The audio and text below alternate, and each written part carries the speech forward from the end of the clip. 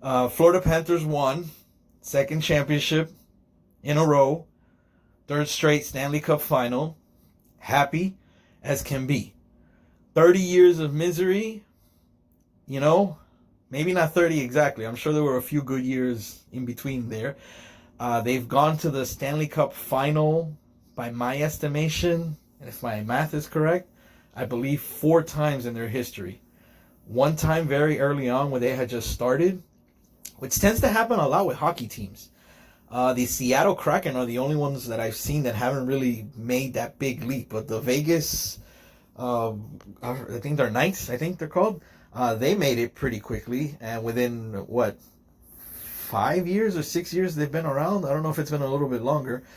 They've already won a championship, ironically, against the Florida Panthers. But yeah, man, I was getting into this whole schmeal. Yesterday I'm at the bar, and I'm talking to the waitress that's servicing us, and I'm letting her know, about teams. And she's like, yeah, I'm not really a fan of sports per se. I mean, for the most part, I tend to just go with whatever team is playing in the championship. And then I'll pick one of the two that I like. And I'm like, I mean, it's a classic girl, dude. So for me, she's probably picking the team that has the nicest colors for the emblem, maybe an animal that she likes, in respect, maybe a player that's on the team. So we're talking, what's your favorite this? And she was like, well, for baseball, it's this team. For basketball, I don't really have a team. For football, I used to be a Packers fan, but now, and I had told her about the front-running bandwagon. Because when the teams do bad, the Florida fan base does not exist. These teams are non-existent to them. Case in point, look at the Florida Marlins right now, or Miami Marlins, I'm sorry. Look at their fan base. Look how empty the stadium is. I guarantee you, if that team were to make a playoff run, get to a World Series, every single game would be sold out. Somehow, magically, the fans all come out when it's a championship. I'll give you a very quick example. In fact, let me finish my point with the waitress. So she says the football team is Kansas City Chiefs, and I'm like, I mean, did you like them before they were winning championships? Before Andy Reid was the coach? Do you even know who Elvis Gerbach is? Trey Green? Like, can I interest you in any of that? And she's like, no, I don't really watch football. And I'm like, oh boy. So it's just one of those things, man. It's one of those things where if you want to chase after a team because they're a championship team, go for it. I mean, I can't stand in front of you. I can't say you're not a fan. I mean, the more fans the team has, the better. I just feel that you're not really a fan of the team. You're not really a fan of the state, city, what nationality you are. I mean, if you're talking about, international stuff like soccer, football for those uninitiated, then okay, that's your thing. You just want to be whoever wins, you want to be able to say that you won. It happens a lot in politics too. Oh, I voted for this person and now they're the president. You see, I voted for the right person. Yeah, okay. Now what? Like what? You know how to pick a winner? Is that what it is? Like it falls through the wayside, right? It really does. So I'll tell you a quick little story about the Florida Marlins before they became the Miami Marlins, and how the two sides of the coin tend to coexist, and how beautiful it is when harmony is struck between the fan base and the actual sports team, right? More than anything, the organization that is running the sports team. Okay. So I literally lived through this. So I know firsthand. This isn't something that was told to me. This isn't a story. This is firsthand memories that are associated in my brain. I'm reading the newspaper, right? I used to do this on a daily basis. Newspapers, by the way, if you don't know, they're these documents made out of very thin recycled paper that hold basically paper. Just big sheets of paper, the size of a door, I would say. No, half of a door. Yeah, half of a door. So just look at your door, cut it in half, and that's the size of a newspaper, right? With a lot of writing on it. The paper tends to be gray. It's very, very thin, very flimsy, kind of like wrapping paper, right? But it has a bunch of writing on it. And this writing it's arranged in letters that are put together to make words. Words that are formed together put together to form sentences. Sentences that connect with other sentences to create paragraphs.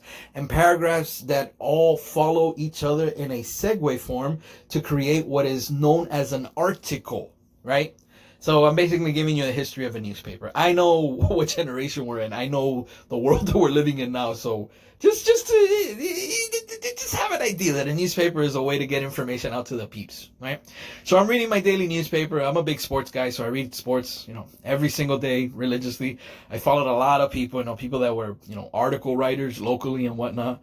I'm reading, and I remember this article so freaking well. Florida Marlins call it quits.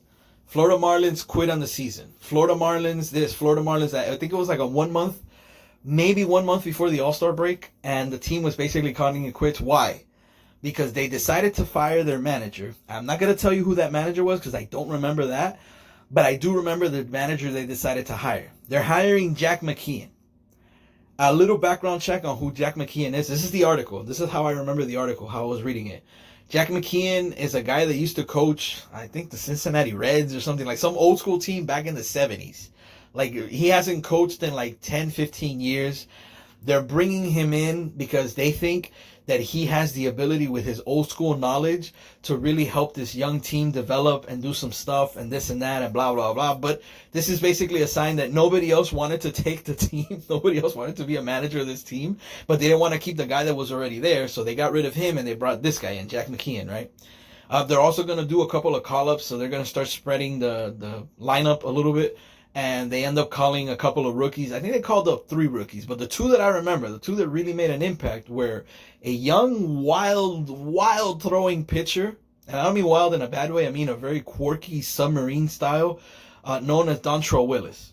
Dontrelle Willis, young little kid, bro, looked like a little weenie. Looked like one of those little weenies you find in the corner of the street, begging for money so that his team could get uniforms and they could go to the state championship game. That little weenie type, right? And some other kid who, bro, like a baby face, dude. He looked like he was 15, man. Like baby face, Miguel Cabrera, right? Miguel Cabrera, Dontrelle Willis, who are these people? They're calling it quits. They're bringing in this guy. They're bringing in the rookies. It's time to whatever. Bro, 2 months later, or 2.5 months, because they had a pretty good string, and the Marlins make the playoffs. Whoa, man, what a great, idea was to, bring this guy on. The fan base started to show up. Because here's where the 2 sides of the coin happen. Before that, the Marlins, as a losing team, were not getting fans to go to the game. But these 2 kids, Dontrelle Willis, and they were kids back then, Dontrelle Willis, 20, I think Miguel Cabrera might have been 20, and Dontrelle Willis, 21. I know they were like really young, man. These 2 kids started electrifying the team. Every time Dontrelle Willis would pitch with his really quirky delivery, if you ever want to look that up, look up Dontrelle Willis when he was, pitching originally. For, I don't know how many years he had. He didn't have that many because I think the way his pitching motion worked, he tended to get injured a lot. And then once people figured out the pitching motion, it was fine. But it was such a different way of throwing a pitch that when he came on the scene, people just weren't ready for him. You tend to have that in sports. Like a guy will come on and just be crazy. The freaking Dolphins are going through that. The Miami Dolphins, this McDaniel guy came in, and his first 2 years, he had the greatest offense in the history of the NFL. At one point, he was, I believe, 7 points away from breaking the NFL record for most points scored in a game. And then the NFL figured out how to block his defense, and now he's basically average Joe. Like nothing, doesn't exist. So you can come on fire, and the teams that you face in the league itself takes a while. The tush push, which is happening in the NFL right now, sooner or later, the NFL is going to figure out how to stop that, and then it'll just be an irrelevant move. Right now, they're still trying to, work around it. I personally think the best way you stop it is fire with fire. If you're going to have an offensive guy be carried by 2 offensive players, guess what? We're going to do the same thing.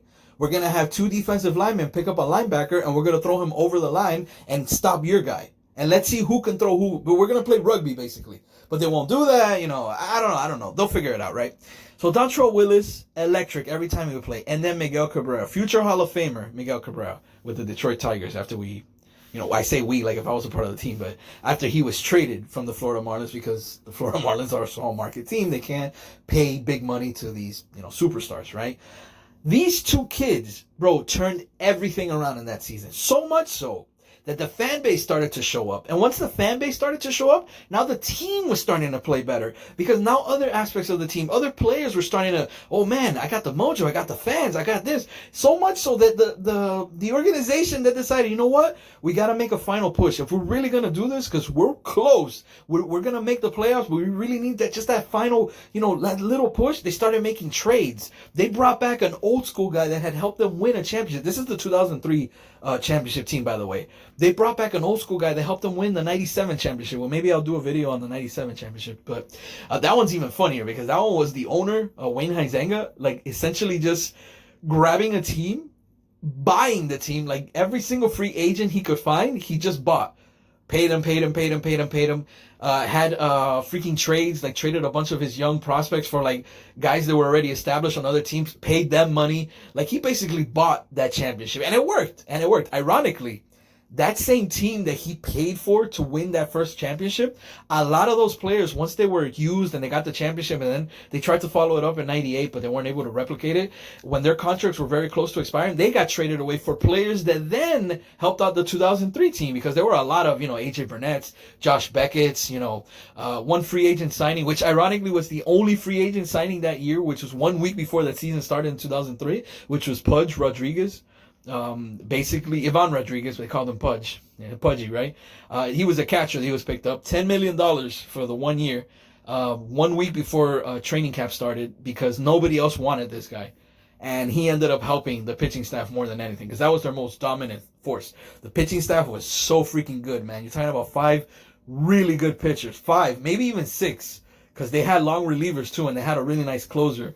Braden Looper, and then they traded for another really good closer, Ugueth Urbina. Bro, I know this team like the back of my hand. Why? Because I have been watching them for years, developing. The young guys, the studs, I never imagined that in 2003 they would make a run. And more so, they went through Sammy Sosa and the Chicago Cubs. They went through Barry Bonds and the San Francisco Giants. And then they faced Derek mother freaking Jeter in the World Series, and the Titan, the monster known as freaking the Empire, known as the New York Yankees. And literally to this day, in my history of baseball, which is very limited because in my home team, my main team, my favorite team doesn't really make it anywhere, I don't really tend to pay attention. Hey, right now, the Oklahoma City and the India, I don't care. I don't like either one of those teams. I could care less who wins. I could care less what team. They're not my teams. Why would I care? Oh, because it's a championship. It's not for me, dude. My championship belongs to the teams that I follow and have been following for years. I have no reason to like any of that.